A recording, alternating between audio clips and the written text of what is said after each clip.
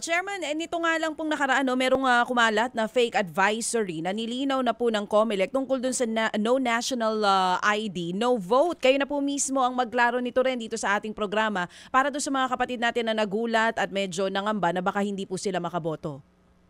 Salamat po, Ma'am DJ. Una po, yan po ay fake news para po sa mga kababayan natin na boboto sa 68,431,965 na botante na boboto ngayon darating na Mayo 12 sa Lunes.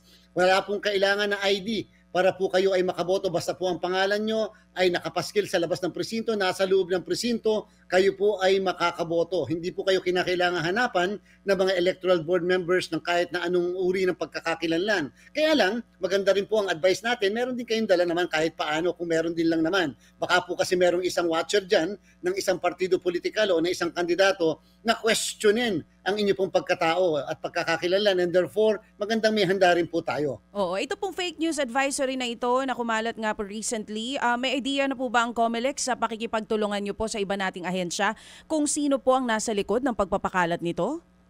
Yung pong task force KKK namin ay meron na pong ugnayan sa CICC ng DICT, kung kaya naman inaalam na natin kung saan at sino talaga ang nagpasimuno nito. Alam niyo po, sa mga susunod na araw, inaasahan po namin na meron pang mga susunod po na ganyan na misinformation, disinformation at fake news. Kung kaya meron din kami mga hinanda na mga tao na kinakailangan sa bawat araw, bawat oras na lumabas ang isang bagay na ganyan, may kasagutan kaagad ang Commission on Election at hindi dapat pinagtatagal.